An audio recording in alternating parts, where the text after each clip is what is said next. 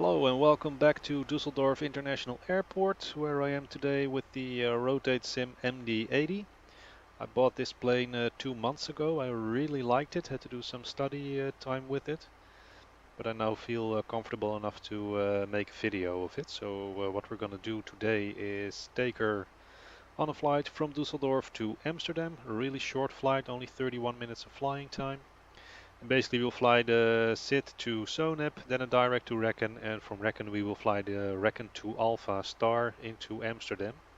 Runway 27, but I think upon arrival in Amsterdam, runway 27, we will fly the first part of the ILS, then disconnect and break off that landing, circle to the left and land on runway 24. We just have to look at the weather, which I set myself, so that's what we're gonna do. Well, anyway, like I said, Rotate Sim MD-80. I bought it 2 months ago. When the plane initially released, some critics weren't too happy about it. They thought that it was not ready for release actually. But a couple of months ago, Rotate has released a 1.3 version, and that makes this an exceptionally nice airplane. Recently, the IXEG 737 was also updated to be fully compatible with X-Plane 11, and I think the IXEG 737 and the Rotate Sim MD-80, they are, well, almost equally as good. At least they are my two favorite airplanes in the sim right now, and from some people I've heard that the Flight Factor 757 V2, Flight Factor 757 V2 is the best airplane in the sim, but I haven't got that one, so I'm not in a position to judge about that. Anyway, as you can see, the 3D modeling of the airplane from the outside, well, it just looks amazing. I will zoom in a little bit. Very, very nice airplane from the outside. Nice livery ship with it. And of course you can download extra liveries from the x-plane.org forums. A lot of attention to detail. Beautiful. So let's just jump into the flight deck and get ready for the flight. First of all, of course, as always, you start with the battery switch. That's this one down here. So you flip that on. In the menu section, there's an aircraft management. You can toggle the GPU for the external power, etc. So I already did that. So let's switch the external power on. That's now done. And then we can proceed with loading up the flight management computer, etc. Now the yoke in here, you can easily make that disappear or appear again. Just use your mouse in this position when you have the pointed index finger, click your left mouse button.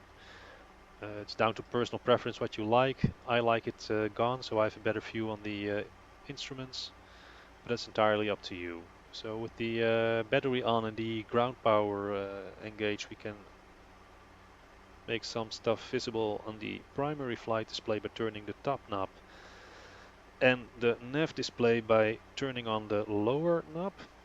This will do for both the captain and the first officer side. And we can, by moving this knob, make the flight management computer readable.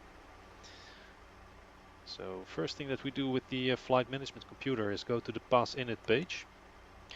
You first enter the code for the airport. So Düsseldorf is Echo Delta Delta Lima. Enter that. And then you go to the overhead panel. You move the IRS align knobs to nav. Oh, nav that is. And you go down here again. You press the GPS pass and place that in there. Now the IRS will align to that position. Now the creators over at RoadSim have made some concessions to realism, as they say, to make the airplane more playable. One of these things is that the IRS alignment time is very much reduced, etc. Now personally I don't really like that, and that's one of the reasons that the IXEG is slightly higher on my list than this one. I think the developers should have let the customer choose what they want, just like Flight Vector, by enabling them to select realistic mode or shortened times. But now, well, we are just forced with it, but the IRS is now aligned already. So let's continue with programming the route. We are flying to Amsterdam, Echo Hotel, Alpha Mike. Runway today, 23, I think we have a right. Yes, we have. And our flight number today, 4 Uniform 571.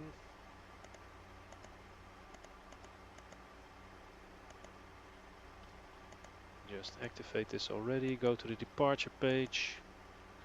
Runway 23 right with the Zonep 1 hotel into the route page, and then we fly the arrival into Amsterdam, which is the Rekken or Romeo Kilo November 2 Alpha arrival route for an ILS approach runway 27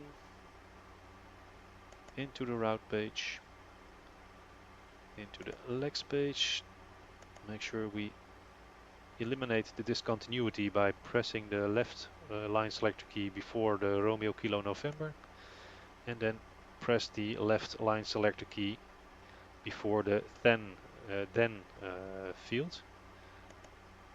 This eliminates the discontinuities, and now we are ready to go, basically, because we have set the route. Of course, we need to set the weight and balance. Now, weight and balance on this airplane is being set in the standard weight and balance menu that ships with X-plane. We need a zero fuel weight of 49,942, and we need 13,655 kilos of payload and 5,827 kilos of fuel. So let's go to the weight and balance menu. So what did we say? 13,655.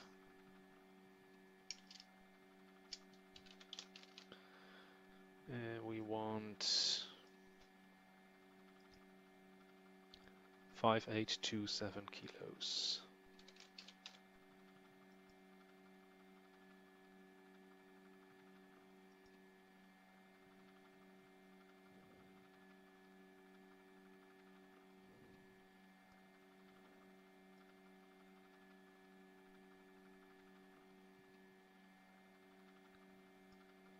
Don't really understand this. It says the fuel tank is empty, but we have a total weight of that, and there's only 2,600 kilos in there, so that doesn't add up.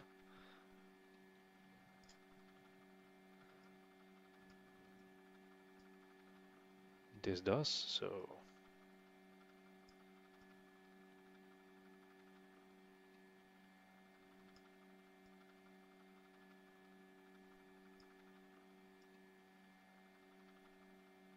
well, this is about right. So done. Apply changes. Now we have loaded the airplane.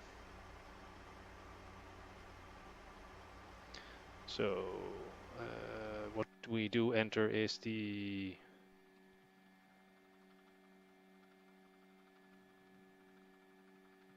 gross weight of 54,948.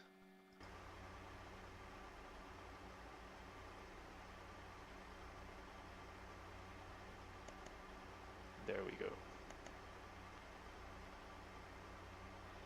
And let's say that we want 2 tons of fuel in reserve. Upon reaching Amsterdam, we make a cost index of 30 just for this flight, and our cruise altitude is set 220, but I don't think we are able to reach that, so we'll just make it 180 for this flight. Execute that. Now the outside air temperature, we need to check that in the ADIS.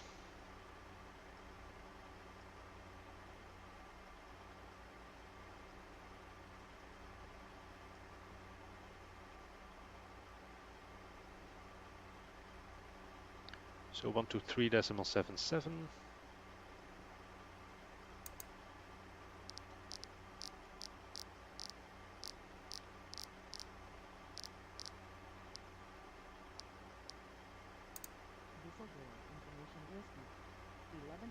Temperature is 14 degrees.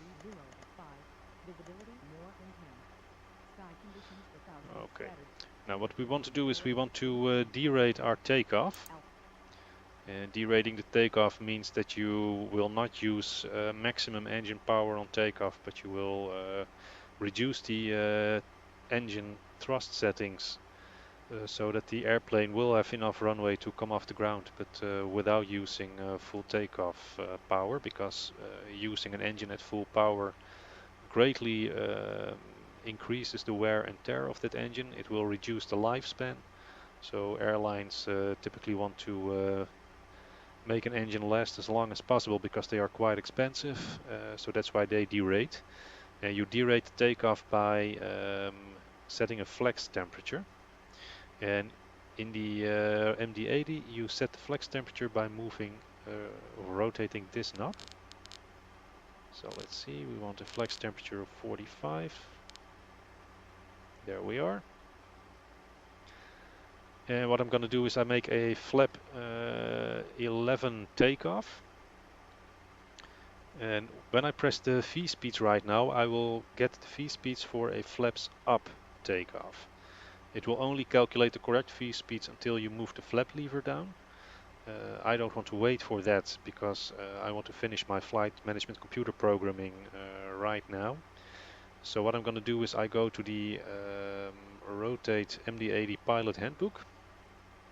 And if you take the first page of that, there's a table with a lot of speeds. These are your takeoff speeds at given weights, either in pounds or kilos, at certain flap settings. So we want to do a flap 11 takeoff. The gross weight today is 54.9er, so we'll take the 55 row in here. Flaps 11, meaning V1 is 124, V2 or V rotate 130, and V2 is 139. So let's dial that in. V1 124, rotates at 130, and V2 at 139. So that's set. Execute that. Let's go to the progress page. A route 141 nautical miles. Flight plan says it's 137, so that's about right.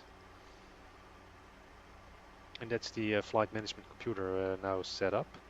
We can change the nav display to the map by selecting this knob and reduce the distance so we have a clearer view. Let's set the heading, runway 23 right. So let's just dial the heading back to 230.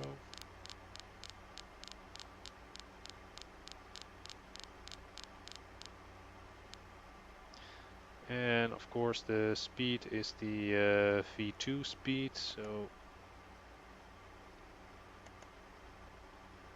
139 plus 20 is 159.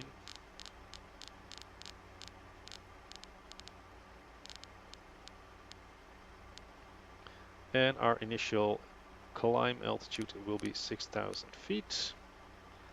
So that's also set. Now another very important step for the takeoff mode is to set the correct zero fuel weight in here. If you have the fuel quantity gauge, it will display the gross weight. But when you dial it down, this knob, this will change from gross into zero fuel weight. And the zero fuel weight is given on the performance page, which is 49.0. And the gross weight 54.9er. Now it says the gross weight is 59, so that's not correct. So let's dial this down to 49,000.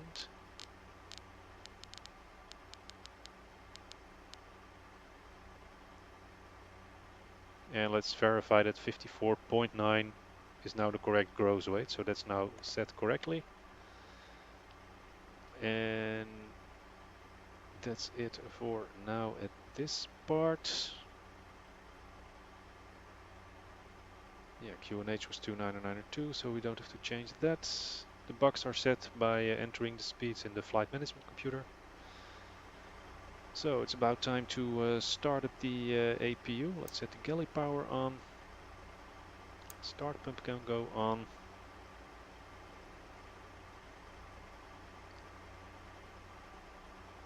And let's start the APU. Hold it for a couple of seconds, release. You will see it come alive at this gauge. Soon the exhaust gas temperature will start to rise.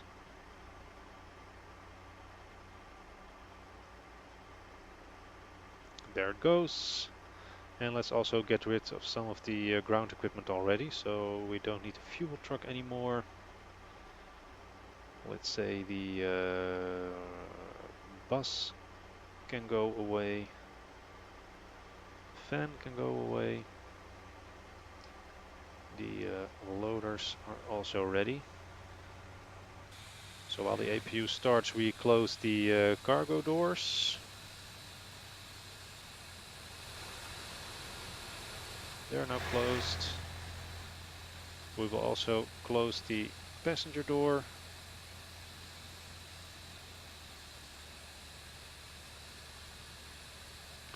And get rid of the stairs.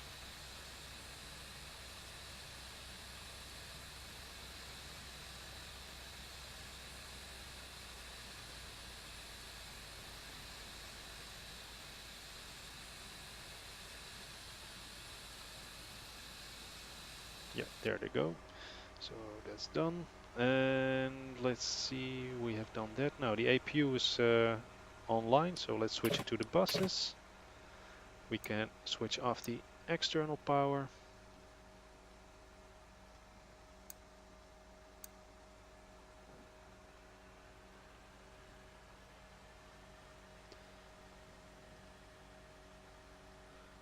Let's see if we have something to do up here. Yaw damper, need that on. This is all alright. Air conditioning, well, we'll switch that on in a minute after the engine start. Wipers are off, that's okay. This is on auto, that's the pressurization. Start pump is on, fuel heat is off. We can set the fuel pumps on. Center tanks are empty, so we don't need them. Anti-ice is on, emergency lights armed, passenger signs on. Let's clear the ground equipment. Okay, what we have to do is we have to check this knob. You can rotate it all the way around. And you have to check that at each setting the needle will indicate a value higher than 0. Except for the red probe, that has to be on 0.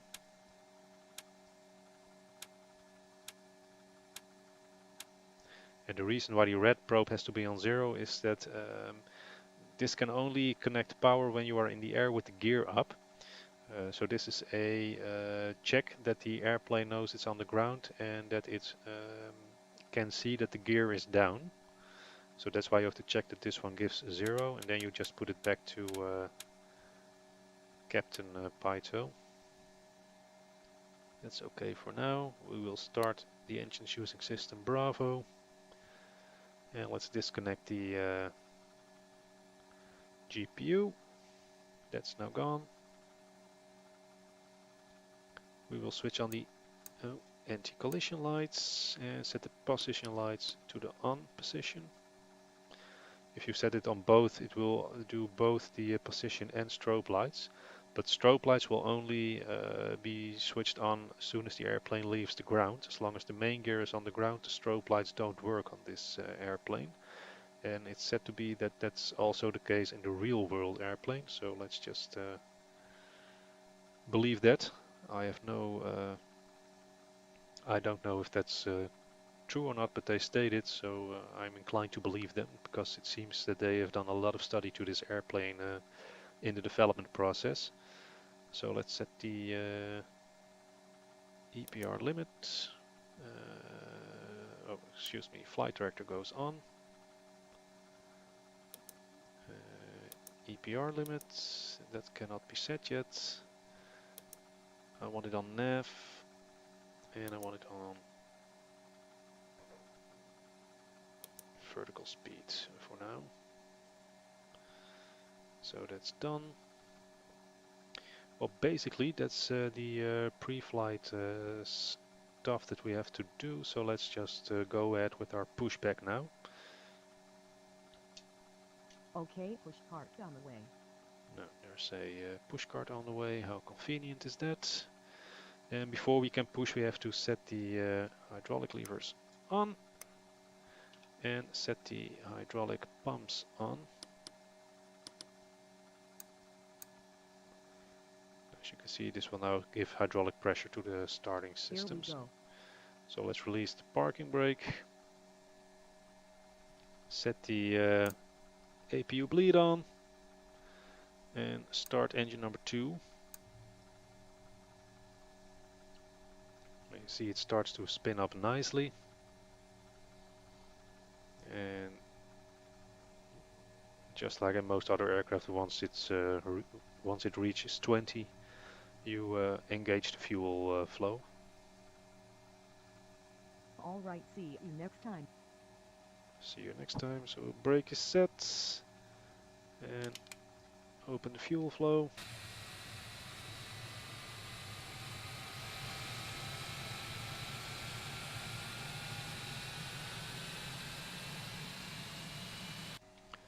So engine number 2 starting up, moving over to the generators, just the way we want it.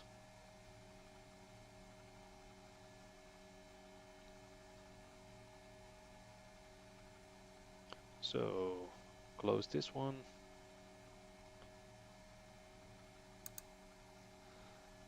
And start up number 1 engine.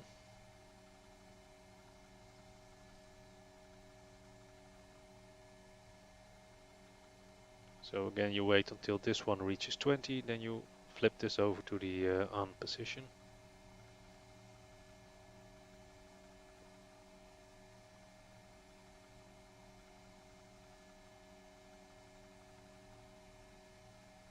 Here we go.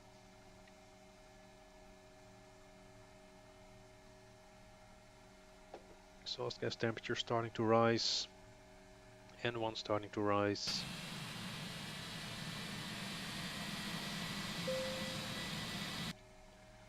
And there we are.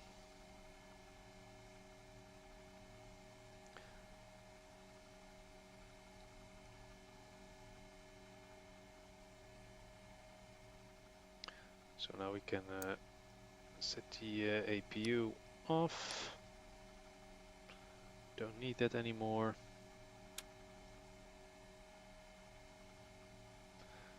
This one can go to both during takeoff.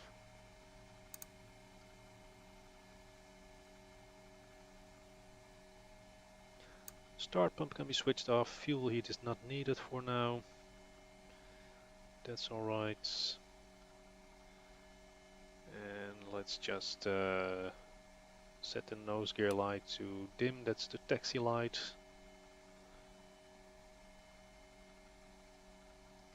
We will set the EPR mode to takeoff flex. Now that you can see the difference quite nice. If you set takeoff, it will set the bugs quite high, and if you set takeoff flex, it will reduce the maximum power setting.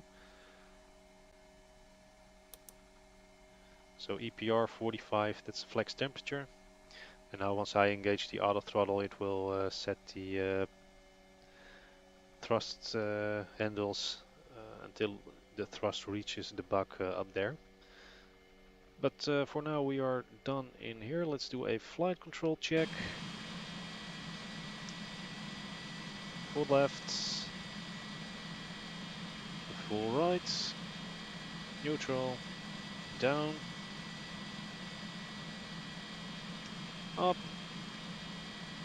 neutral, and the rudder. Full left, full right, neutral. So flight controls are checked. Let's set the trim. Trim is being set in here. You have to use this, well, basic computer for it. What you do is you check in the flight computer your center of gravity, which is 5. So you dial that in here with this knob. We'll use flaps 11 on takeoff, so you dial that up with this one. That gives you a trim setting of 8, so you have to move the trim down until it reaches 8. Now this sound that you just heard is an alarm that is being played when either the autopilot or you yourself on manual control is trimming the airplane. Once the trim moves for a certain time, that little alarm will be played to make you aware of the fact that the airplane is being trimmed at that moment. So we have done that. Set flaps 11. I think this is it. Yep, flap 11 is set. Release the parking brake and be on our way to runway 23 right.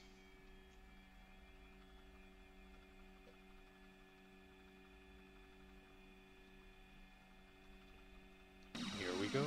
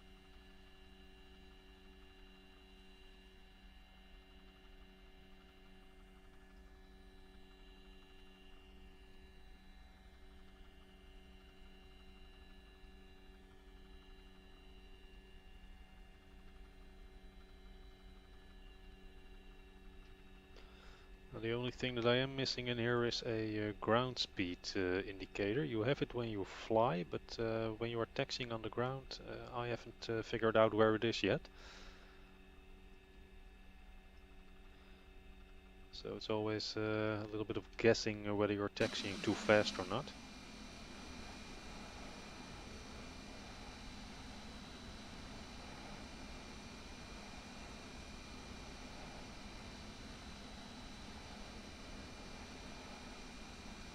We will just follow this taxiway up there and then cross runway 23 left for runway 23 right.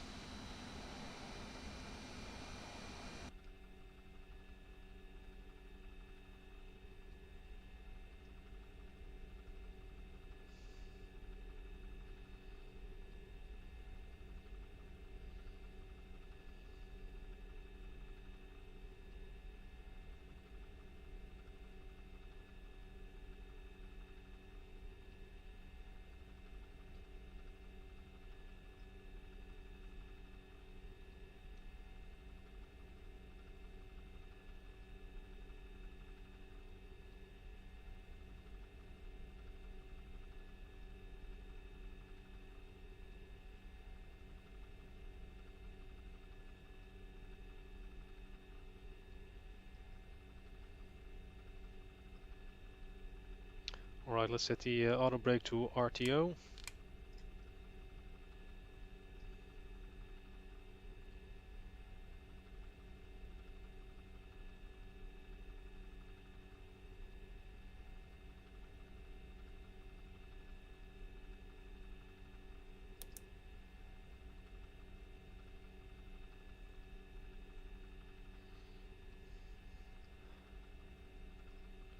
We'll set the position and strobe light to the both position now. So we, once we are in the air, the strobe lights will start to work.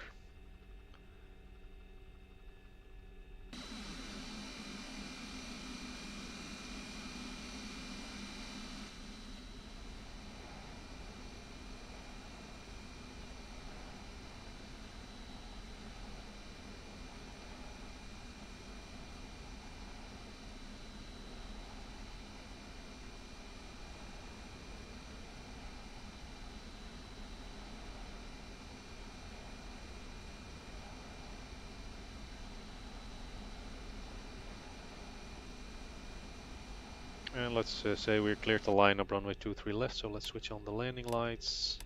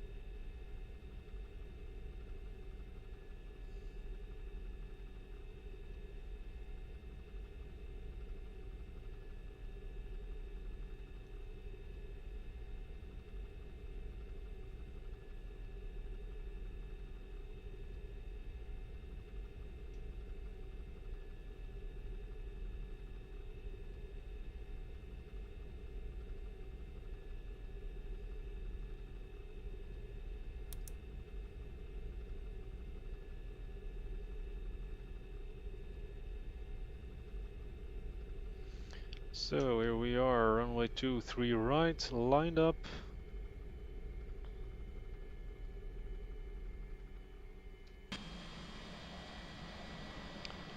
And let's not waste any more time and just be on our way. So let's increase the throttles till 50, 55 and 1.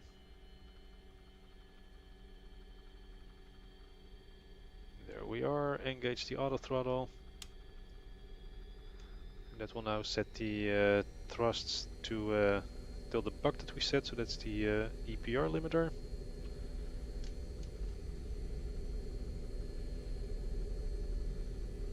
Airspeed active.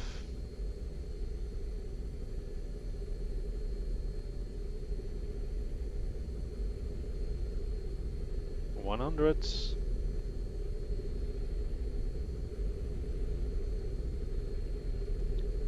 V1, rotate.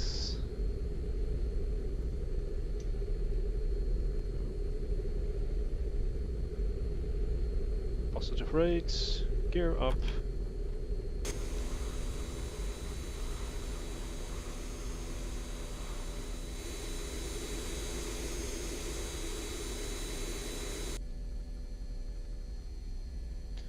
Alright, let's make that left turn now, right turn now, excuse me.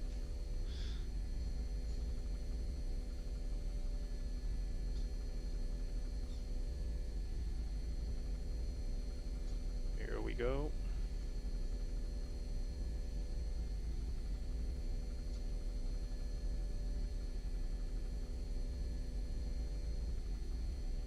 Let's lower the nose slightly to gain some speed.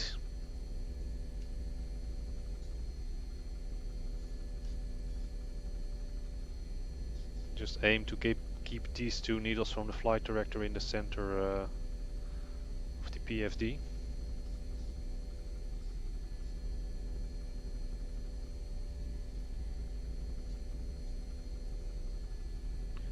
Flaps 1.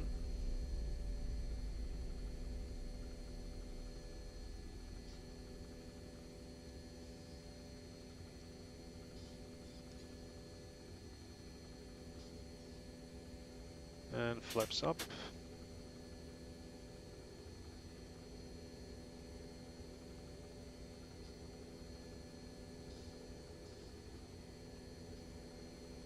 And let's switch on the autopilots. Nav is already engaged. VNAV climb, that's good. So let's move the EPR setting also to climb.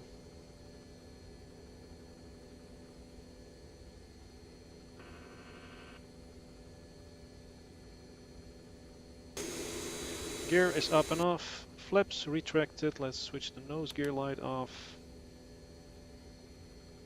And let's dial up the heading buck.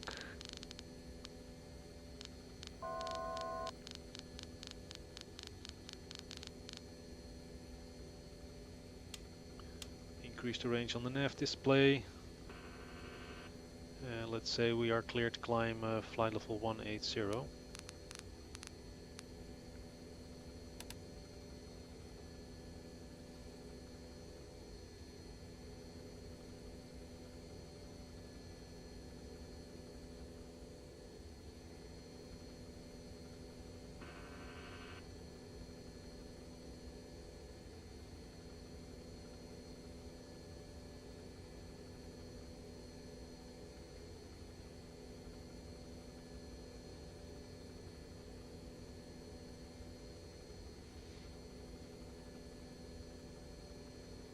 Now the 118 here, that means 18,000 feet is the selected altitude that the airplane is now climbing to. Oh crap, I forgot to press the chronometer. Well, shit happens.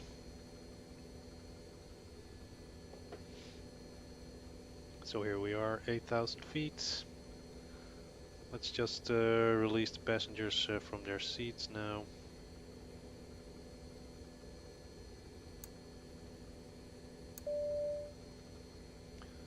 Well, if it makes it happy. Doesn't do that. Well, let's switch off the engine starter. Let's check the fuel temperature, which is still 30 degrees. If that gets too cold, you can switch on the fuel heaters up here.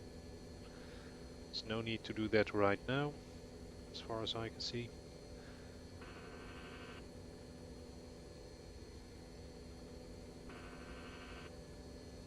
The airplane is trimming.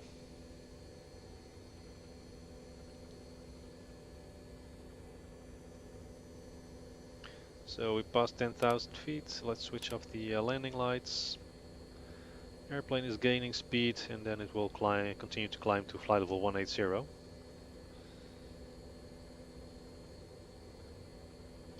And then we can already start our descent preparations. Now the approach that we're going to fly into Amsterdam will be initially the ILS runway 27 approach. So let's just see what the flight management computer has made of that.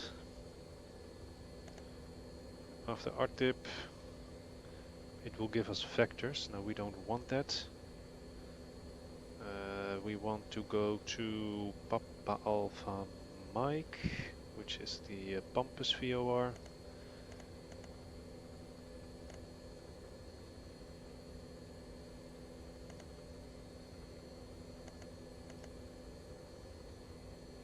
And then from Pampus we will fly to the...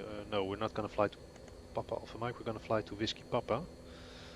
Whiskey Papa is the NDB on the outskirt of the ILS for 27, so Whiskey Papa, there it is. We will delete Papa Alpha Mike.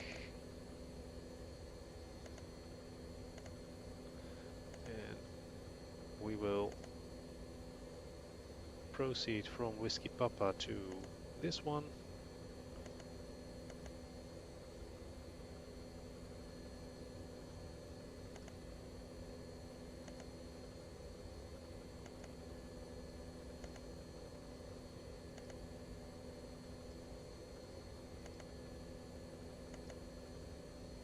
There we are. So at 15 Sierra Papa Lima we will reduce the speed, then we'll fly to Whiskey Papa, and from Whiskey Papa we will fly the ILS runway 27. We will abort the ILS approach at approximately 1,000 feet, make a left turn to make a visual approach and landing onto runway 24. That is a procedure that's used in Amsterdam in real life. There are some videos on YouTube where you can see some real pilots make that approach. 18,000 feet coming up, nice and quickly.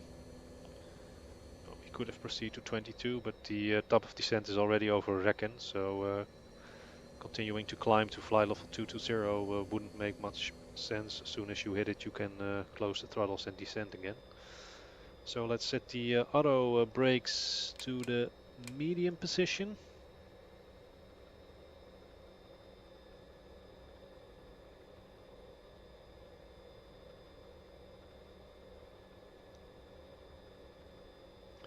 And we are now basically in our cruise phase of flight, so let's set the EPR mode to cruise.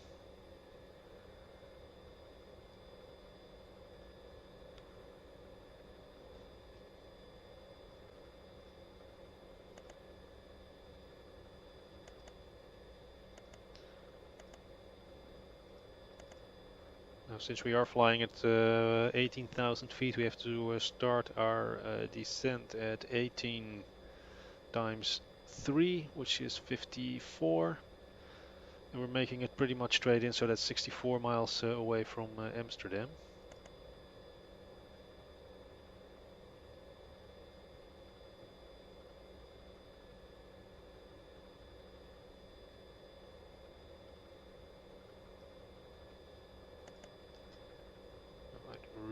really don't know.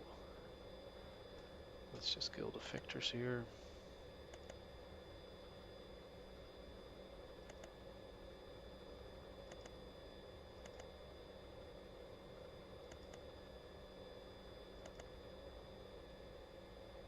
Why it says Amsterdam distance to go 3,735 miles. That's not correct. So there must be something wrong in the flight planning. There's not too much time to look at that, but we will take a short look. So Nebrakan Oscar R-tip, that's correct. 15 Sierra Papa Lima. Ah, I misplaced the Whiskey Papa beacon, so let's just delete the Whiskey Papa in here. And reset it, Whiskey Papa. That's pretty vital, so let's take the top one for a change.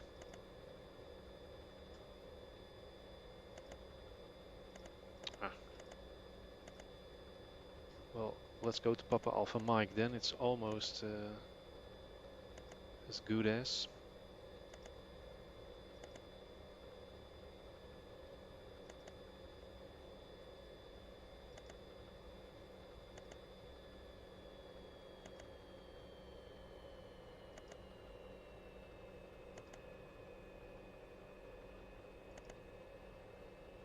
Amsterdam, 92 miles to go, that's more like it. So let's go to the approach page. So we want to do a flaps 40 landing with the wind correction of 5 knots. Execute that. ILS frequency 111.55.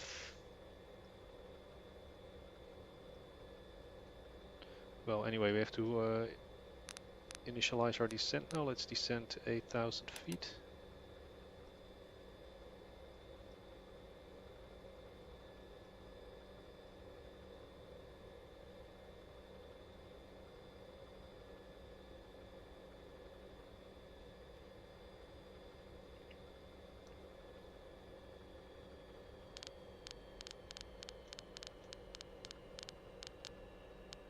So ILS frequency 111.55. And the course for runway 27 is 268. And let's set the Sierra Papa Lima VOR on 108.4 in the nav2 radio. So that's the distance to Amsterdam, 73 miles.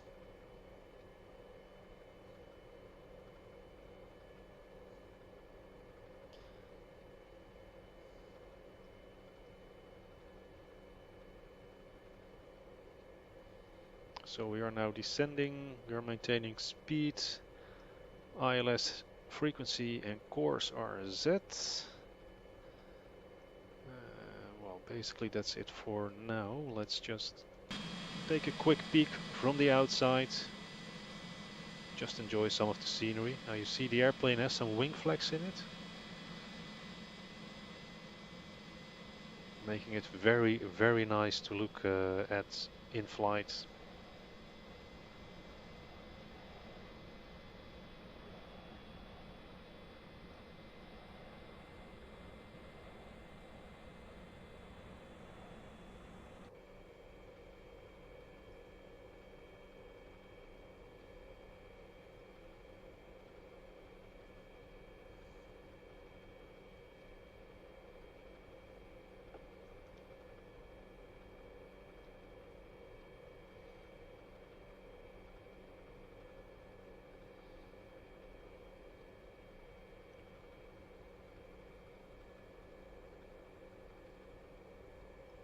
As you can see, the fuel temperature has dropped from 30 just after takeoff to 20. So that's quite a huge decrease in temperature. So especially on the longer flight, that is a figure to keep your eyes on.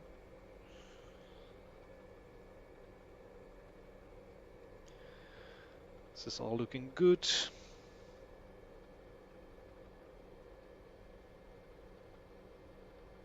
Oh, forgot to switch on the transponder. Let's identify ourselves to air traffic control.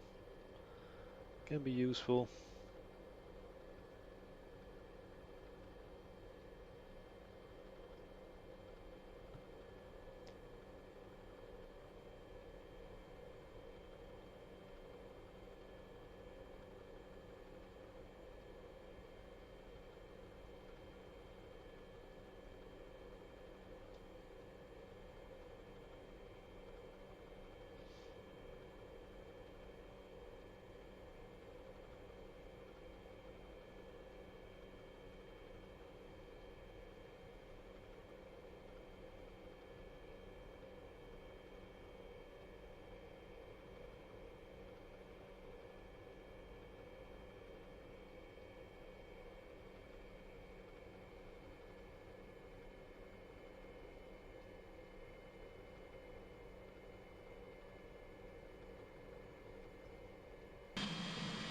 Not much to say at this stage of the flight. We've done most of the things that need to be done.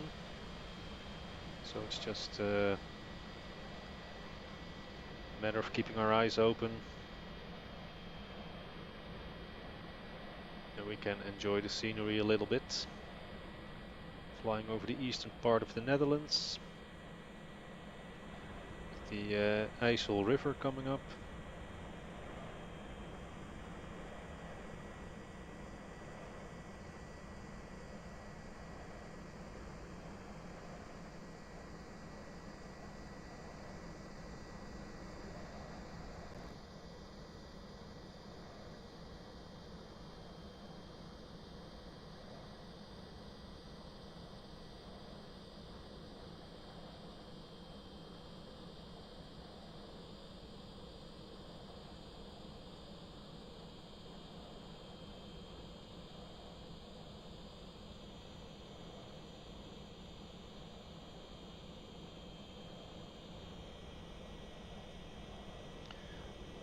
This is the city of Zwolle, I think. Yes, it is. This is the old inner city. This is the railway station.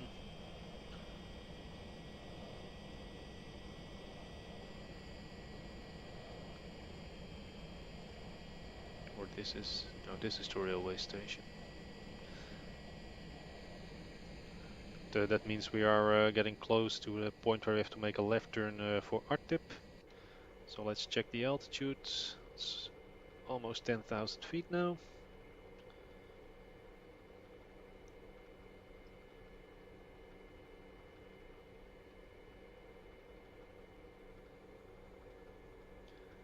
So the airplane is now decelerating. Let's switch the landing lights on. Speed 240. Let's put the passengers back into their seats. Oh, that's the wrong click spot.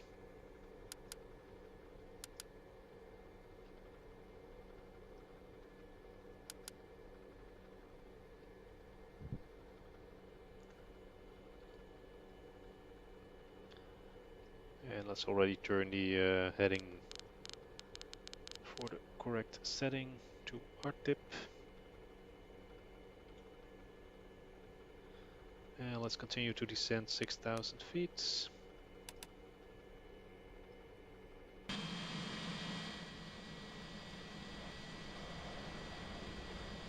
And here we start to descend over the I think this is the still Zwolle. Yes, it is. You can always recognize it. This is the bridge for the highway, the A28. This is the local road, and this is the railway bridge over the river IJssel. So if you follow down here, there will be the city of Kampen. You cannot see it right now.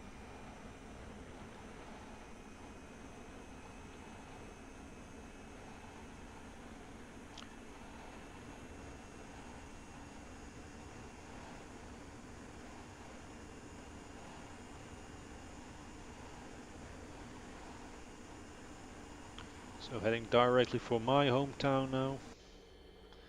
But I doubt that we will be able to see it with these clouds.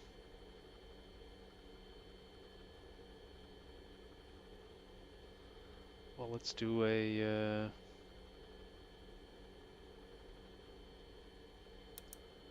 vertical speed setting.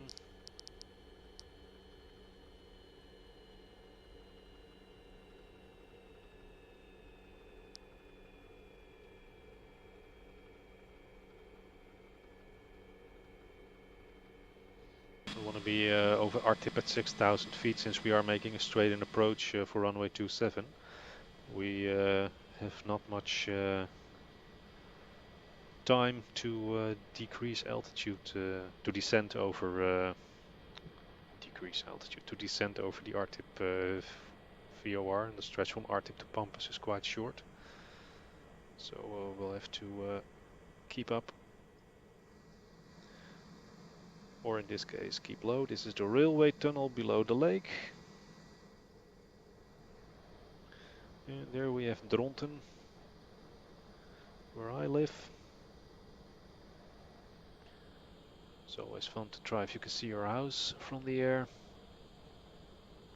when you are arriving from the east in real life.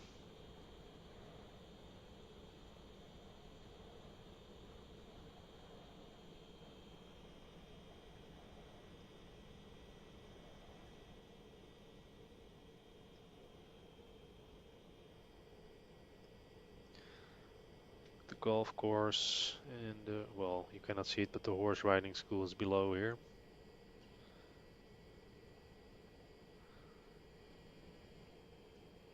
A lot of fruit trees down here.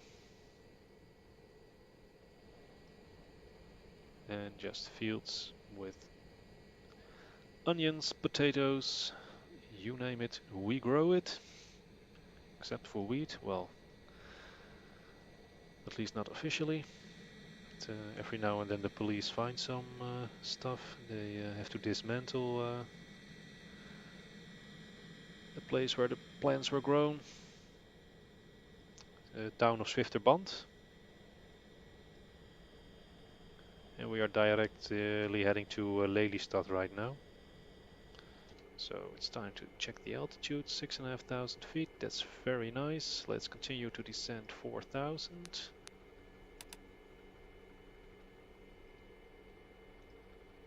Let's decrease the range on the nav display slightly.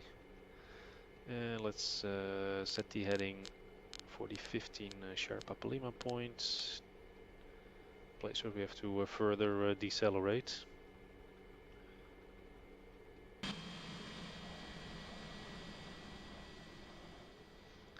Over Artip, making a left turn.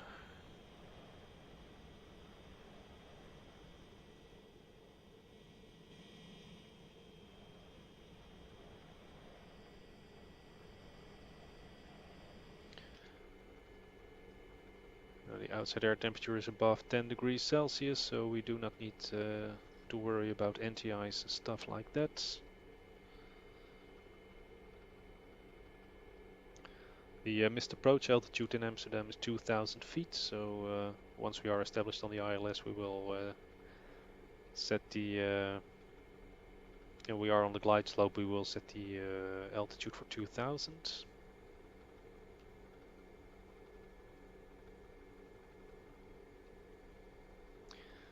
Basically want to be 2,500 over Papa Alpha Mike.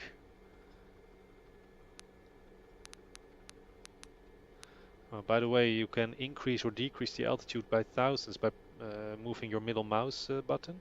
If you want to change it by the hundreds, you have to select, move your cursor over this knob to see these two arrows. Then press your left mouse button and move the mouse from left to right. I will decrease the rate of descent now, so we don't have to be at 2,500 feet.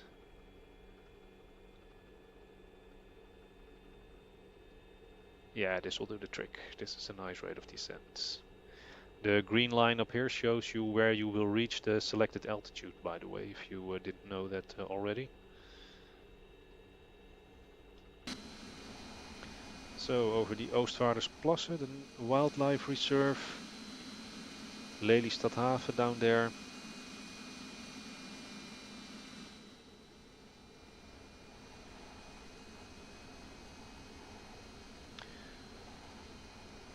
Oostvaardersplassen is a national, not a national park yet, but it is a reserve where a lot of birds come. It's one big swamp area basically.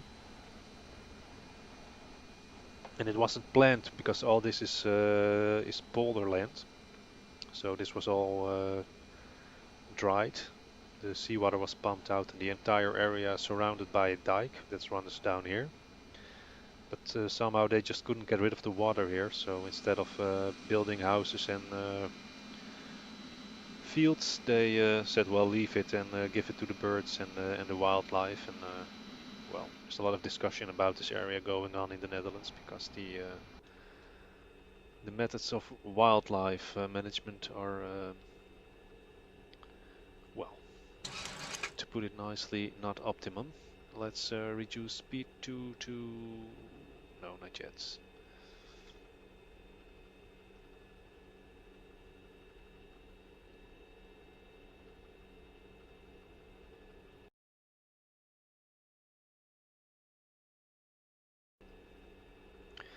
So anyway, spoilers are armed, auto brakes medium.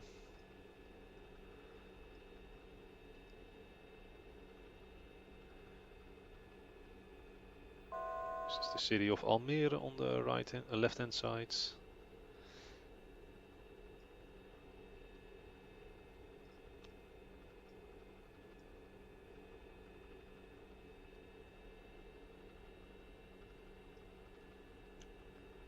So turning left for Papa Alpha Mike.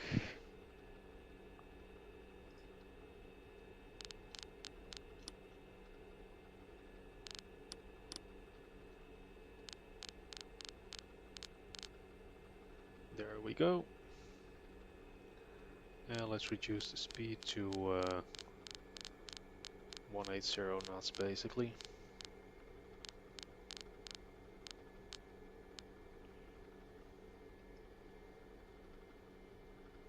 It loses speed quite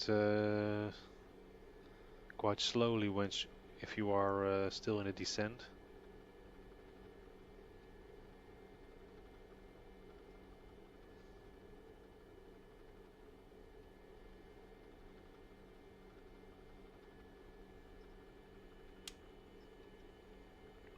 There we are. Let's set the decision height at 250 feet.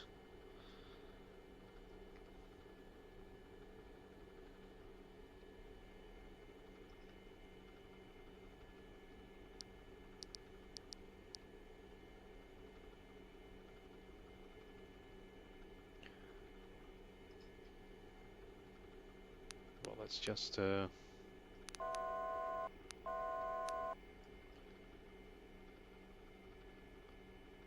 descend for 2,000 feet now. Change the display here to arc. Alright, flaps 1.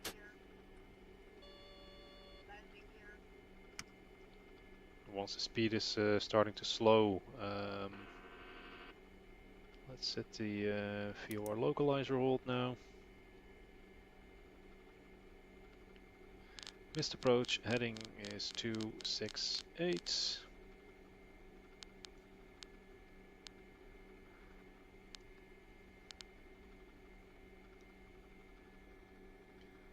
Just for now, and then we will change it to 238 soon.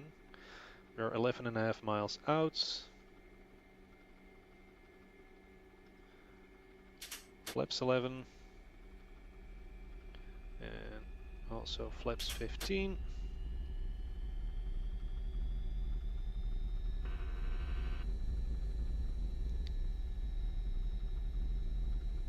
Correction, we are 8 miles out. This is the Sherpa Palima VOR. This is the ILS. So let's arm the ILS mode now. Missed approach altitude 2000 is set. Let's make the missed approach heading to 38.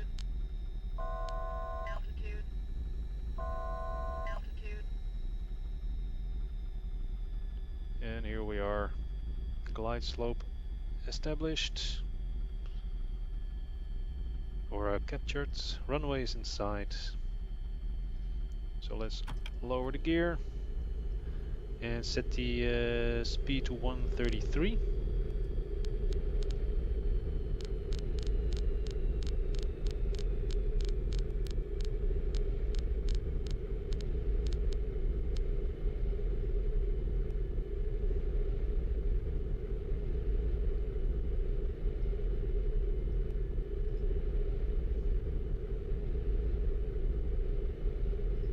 Nose gear light can be switched on now.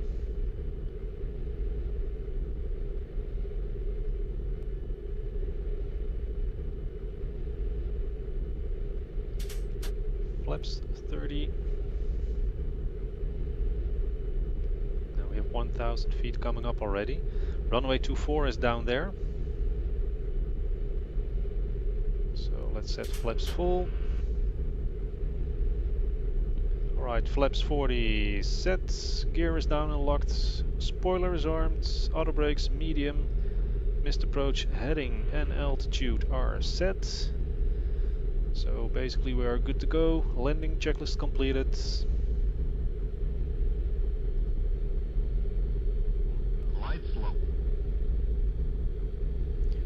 Slightly low on the glide slope. I don't like that. Autopilot.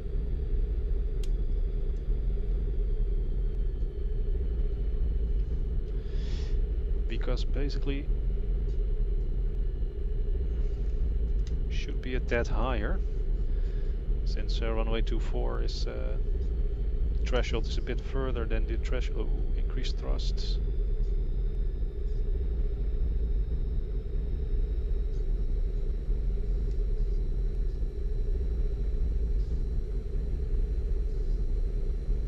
So let's turn in for runway 24 now.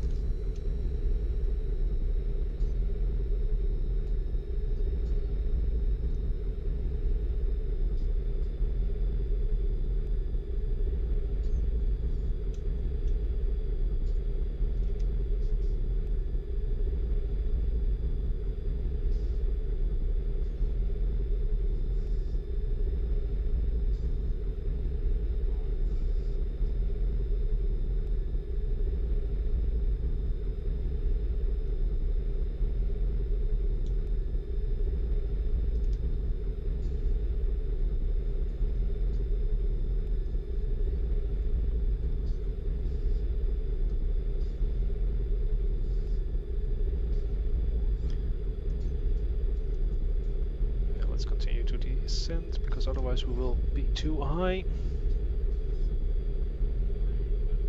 300 feet. Landing cleared.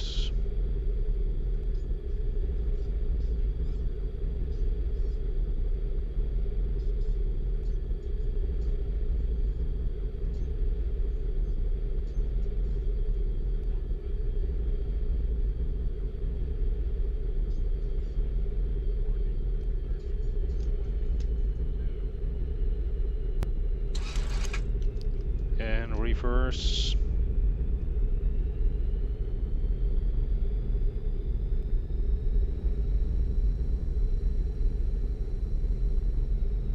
Manual braking. Now we need to get this exit down here.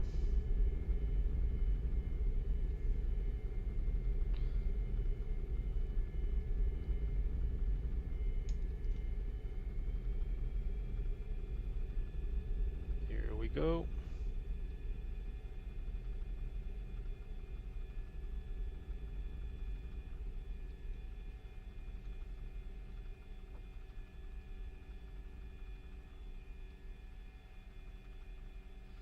And vacated runway 24. I experienced this approach one time as a passenger returning from London, summer 2 years ago. Pilot got permission to fly this approach, flew on KLM City Harbor, so we had to park on the Bravo apron, and it greatly reduced the taxi time, and that's of course mainly why pilots request this landing. If they have their stand either here on the Bravo apron or one of the cargo stands, then they usually will try to get this approach if it's not too busy on the airport. And sometimes they're lucky and they'll get it. But let's just see how that approach looked from the outside.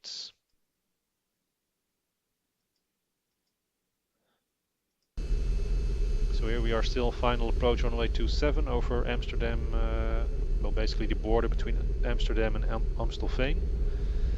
Amsterdam South down here, the Free University, the financial districts, the Amsterdam forests.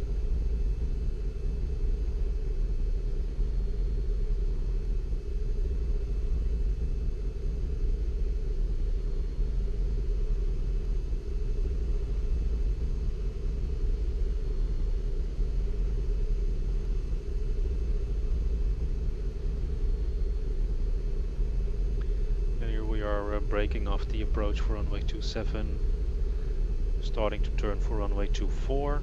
Let's just take a look from the control tower.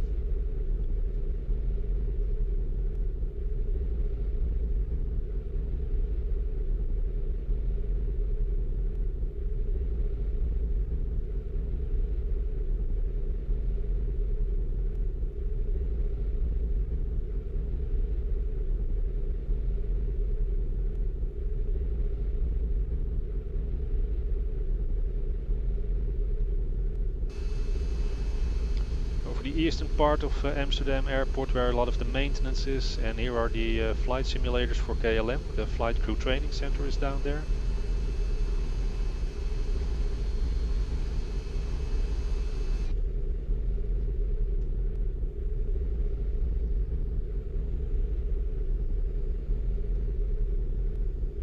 Nice view from the tower.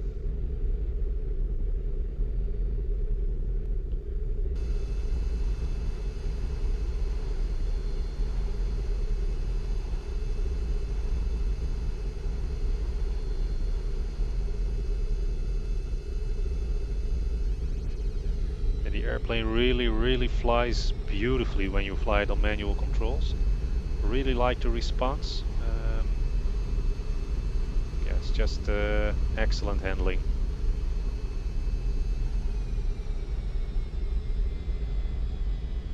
Nice in time to make it for this exit.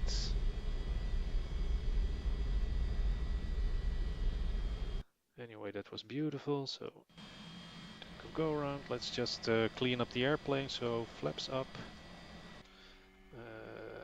Speed brakes retracted. Auto brakes off. The landing lights can be switched off. Strobe lights, they're already back to position, so let's taxi out to the stand.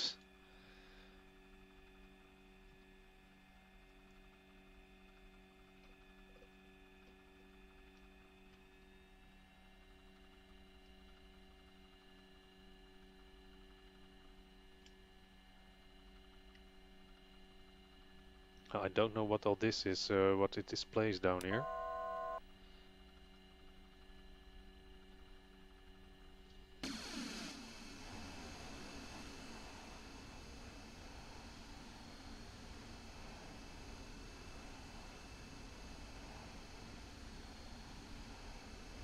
Let's make it a nice short taxi and park the plane somewhere down here next to the KLM Fokker 70s, which are going to be retired in October of this year, sadly enough.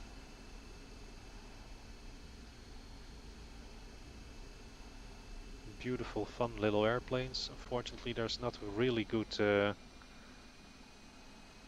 add-on for those airplanes. Would be nice though to have a Fokker 70, Fokker 100 add-on, and by that I mean a study level sim. So instead of all the developers now going to the MD-11, if one can do the MD-11 and one can do the Fokker 70-100, that would be splendid. So here we are. Let's just take the next parking down there.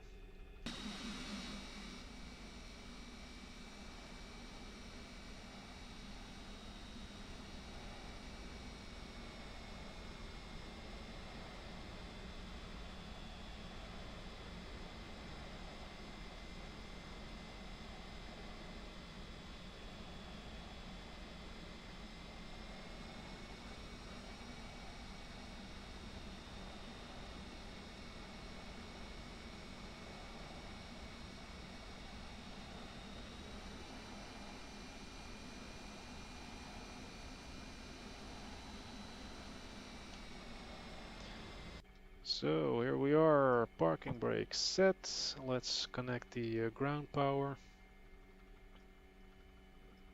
Set it to the buses. And switch off the engines.